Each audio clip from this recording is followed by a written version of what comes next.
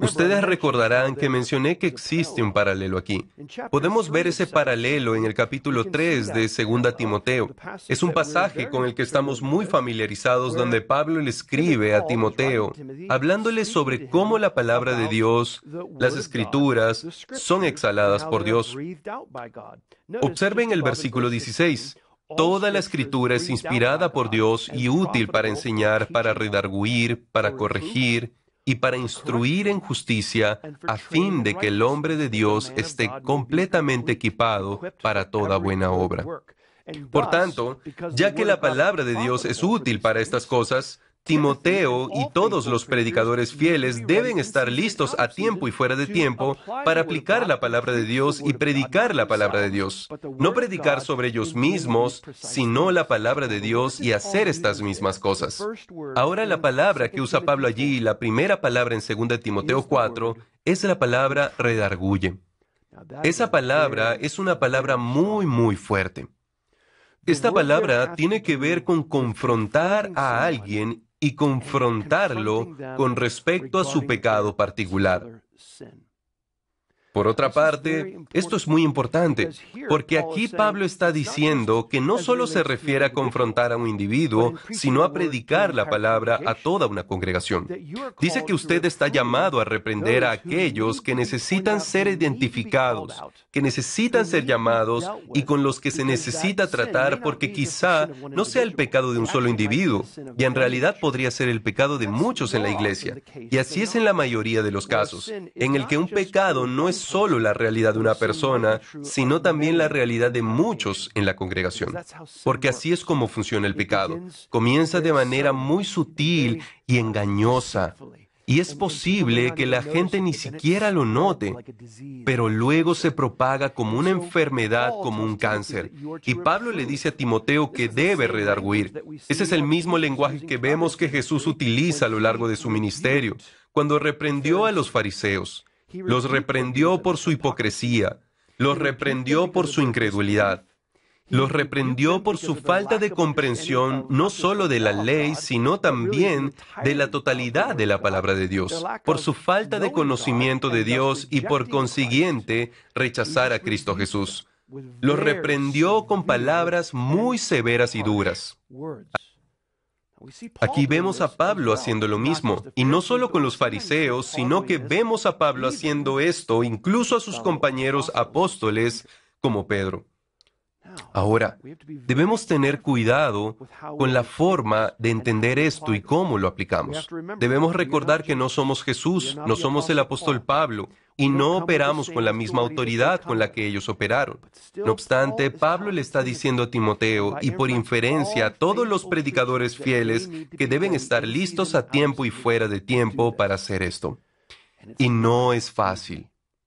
Y cualquiera que insinúe que esto es fácil, realmente no ha tenido que hacerlo o no ha tenido que hacerlo muy a menudo. Reprender a las personas que amas, por quienes te preocupas, las personas por quienes oras, amigos, familia, personas en la iglesia que dan generosamente sus diezmos y sus ofrendas. A ellos no es fácil reprender. Esta es una de las razones por la que es difícil predicar sobre el pecado. Es difícil porque al denunciar el pecado, no solo tratas con el pecado, sino también con el pecador. Tratas con el que está en pecado. Ahí es donde se torna difícil. Ahora, una de las grandes reglas que tenemos en los Estados Unidos, quizá en América Latina, se ha convertido en uno de los pecados más grandes de nuestros días. El pecado que muchas personas denuncian diciendo, no puedes hacer esto, no puedes cometer ese pecado, y es el siguiente, no puedes herir los sentimientos de nadie. Y cuando llamas la atención a las personas por su pecado, tiendes a herir sus sentimientos. Algunos de nosotros crecimos aprendiendo de nuestras madres que si no tienes nada agradable que decir, entonces es mejor no decir nada. Y nuestras madres eran bien intencionadas cuando nos enseñaron eso.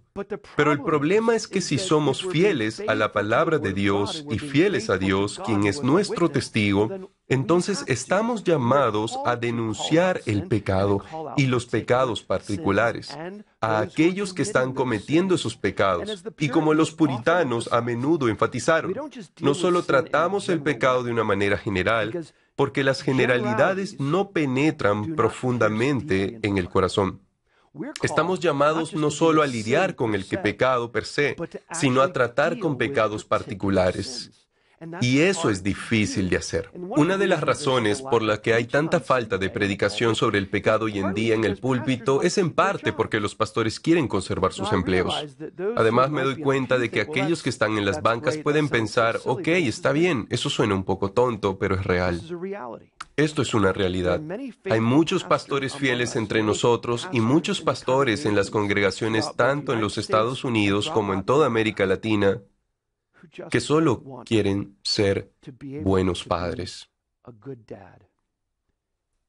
buenos esposos. Quieren vivir en una comunidad donde sean amados. Quieren que sus hijos puedan ir a estudiar en la misma escuela por muchos años. No quieren tener que mudarse de un pueblo a otro pueblo. Quieren llevarse bien con la gente de sus comunidades. Quieren agradar. Cualquier pastor que diga que no le importa lo que piensen los demás está mintiendo. Cualquier pastor que dice que no le importa lo que piensa la iglesia o el mundo miente. Queremos ser queridos, queremos que la gente nos ame, queremos ser incluidos y queremos ser parte de la comunidad. Pero al mismo tiempo eso es lo que lo hace tan difícil. Y una de las razones por la que hay una falta de predicación sobre el pecado en los púlpitos aquí en América Latina es porque estamos tratando de llevarnos bien con las personas que hemos llegado a amar. Son nuestros amigos, son parte de nuestra comunidad, son parte de nuestra familia y nosotros somos parte de ellos. Y es difícil cuando conoces pecados específicos con los que debes tratar en la iglesia, con un individuo o familia en particular. Convocar y tratar esa situación. Una de las cosas que he hecho como pastor durante las últimas décadas es que he desarrollado el hábito de no hablar sobre un pecado específico desde el púlpito. Cuando he acabado de tratar con ese pecado con alguien en particular, o cuando nosotros como ancianos recientemente hemos tratado con ese pecado en específico en un individuo. Es decir, si alguien ha sido confrontado con su pecado en nuestra congregación, hemos ido a esa persona y la hemos confrontado con su pecado. Si hemos comenzado un proceso de disciplina para amonestarla, esperando ver arrepentimiento, perdón y reconciliación donde se necesite, yo me esfuerzo mucho para no hablar de ese pecado específico desde el púlpito en esa semana en particular. Más bien tomo notas mentales de esos pecados en particular y esos problemas específicos en el tiempo para luego tratarlo con discreción y con mucho cuidado, porque sé que ofenderá a otros. Pero lo que no quiero hacer es lastimar a esa persona innecesariamente y hacerles sentir señalados específicamente desde el púlpito, cuando ese pecado podría haber sido un pecado más privado. Sin embargo, somos llamados a tratar con esos pecados particulares. Pastores, ustedes están llamados a tratar incluso con esos pecados que no son los más atroces, quizá no son los más graves, aquellos pecados que a menudo no se mencionan ni se tratan desde el púlpito. Estamos llamados a abordar las realidades de la violencia doméstica y el abuso. Estamos llamados a enfrentar la realidad de los pecados de la pornografía y la inmoralidad sexual. Estamos llamados a enfrentar los pecados de los padres o madres que están siendo demasiado severos y exasperando a sus hijos. Estamos llamados a denunciar también a aquellos padres y madres que no están disciplinando a sus hijos adecuadamente. Estamos llamados a tratar con los pecados grandes y los pecados pequeños, los pecados de los corazones de aquellos a quienes ministramos e incluso los pecados de nuestros propios corazones. Debemos pedirle al Señor que nos examine y nos conozca y vea si hay alguna forma de maldad en nosotros, y cuando reprendemos a otros, ellos deben estar preparados para recibir esa reprensión. Eso es lo que Jesús dice en el Evangelio de Lucas. Si tu hermano peca, repréndelo. Si se arrepiente, perdónalo. Por lo tanto, este llamado a tratar con los pecados particulares en formas particulares no es fácil. No es fácil cuando queremos conservar nuestros empleos, no es fácil cuando queremos ser amados en nuestras comunidades, no es fácil cuando tratas con amigos y familiares, no es fácil cuando tratas con compañeros pastores y ancianos, pero eso es precisamente lo que estamos llamados a hacer, a reprender, a corregir. Es el lenguaje de Pablo y a exhortar. Exhortar para animar, para enseñar y explicar, para ayudar a aquellos que están caminando en el camino del Evangelio y esforzándose por seguir a Cristo. Han recibido reprensión, han escuchado las palabras que necesitan para arrepentirse de pecados específicos y ahora los estás instruyendo, exhortándolos y animándolos a continuar siguiendo a Jesucristo en sus vidas. Amados, la gente ya no quiere escuchar esto. La gente en la iglesia no quiere escuchar exhortaciones, reprensiones y correcciones. Pero una de las formas en que estamos llamados a hacerlo es como Pablo le dice a Timoteo, con toda paciencia y doctrina. Se necesita mucha perseverancia y mucha paciencia. Que cuando hagamos estas cosas, cuando denunciemos el pecado y cuando reprendamos, que cuando exhortemos y corrijamos, que lo hagamos con la misma paciencia que tuvo Jesús cuando reprendió a los fariseos una y otra vez, o cuando reprendió a su amado Pedro una y otra vez. Listo para restaurar, listo para perdonar, listo para abrazar. Y en la iglesia, nuestra reprensión y nuestra corrección no siempre tiene que ser con un dedo en el rostro de alguien.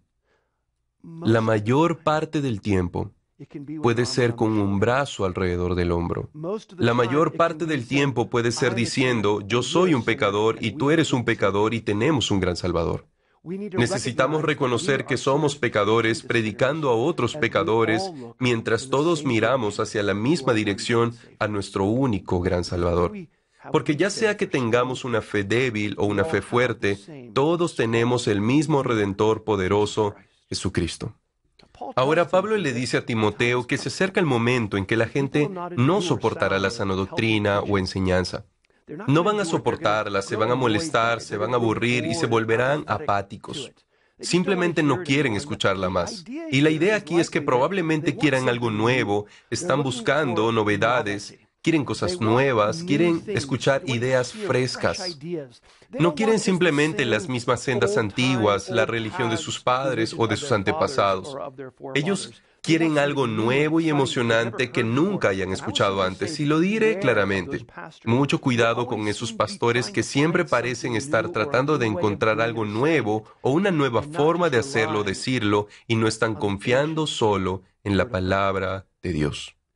No necesitamos nada nuevo porque si es nuevo no es verdad. Necesitamos la antigua verdad de la palabra de Dios porque es la verdad que el Espíritu Santo hace crecer en nuestros corazones y nuestras vidas y es como Dios edifica su reino. Se acerca el tiempo cuando la gente no soportará la sana doctrina y esta es la realidad, queridos amigos. Ese tiempo ha llegado. El tiempo es ahora. El tiempo llega en diferentes generaciones, en distintos lugares, en diferentes regiones y naciones a través del mundo. El tiempo ha llegado. La gente no quiere sana enseñanza o sana doctrina.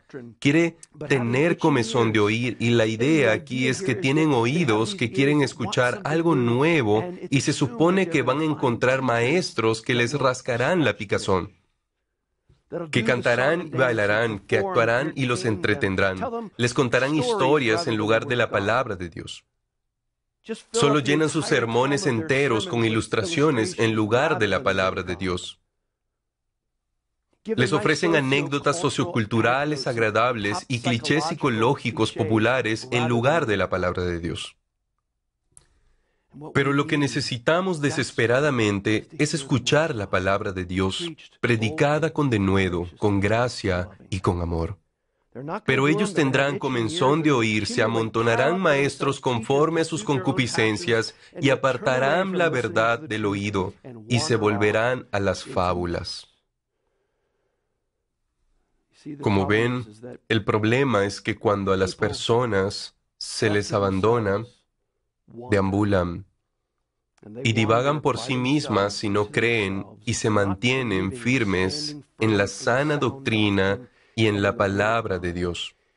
Si no se les ha enseñado la fe una vez enseñada a los santos, la tendencia es que la gente se pierda. Y es por eso, pastores, y les hablo a ustedes en particular, que deben cimentar bien a su pueblo en la palabra de Dios, la teología de la palabra de Dios, no solo a nivel superficial, no solo lo básico, no solo lo esencial, sino también en lo profundo de la palabra de Dios, la historia de nuestro pueblo, la doctrina que debemos guardar, que debemos enseñar para que el pueblo de Dios pueda estar cimentado en su relación con Él y en su fe en Jesucristo. También debemos recordar que, aunque debemos predicar, y debemos predicar sobre pecados particulares, también debemos predicar la gracia de Dios en general, y la gracia de Dios en particular para todos los que se arrepienten.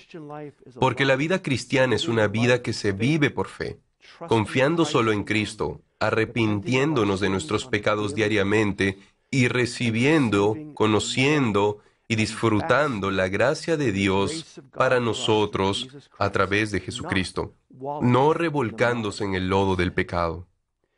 Por tanto, no debemos dejar a nuestro pueblo nunca en un lugar de mera convicción. Debemos llevarlos a través de ese lugar de comprensión, de la convicción de su pecado y también la seguridad que tienen en Cristo. Y la gracia de Dios que es realmente asombrosa para miserables como tú y yo. Oremos. Nuestro misericordioso Señor, te agradecemos por tu palabra y te agradecemos por tu verdad.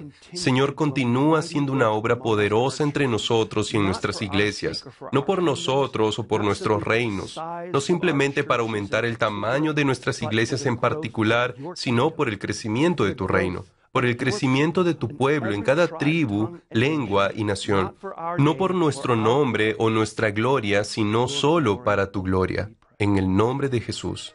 Amén.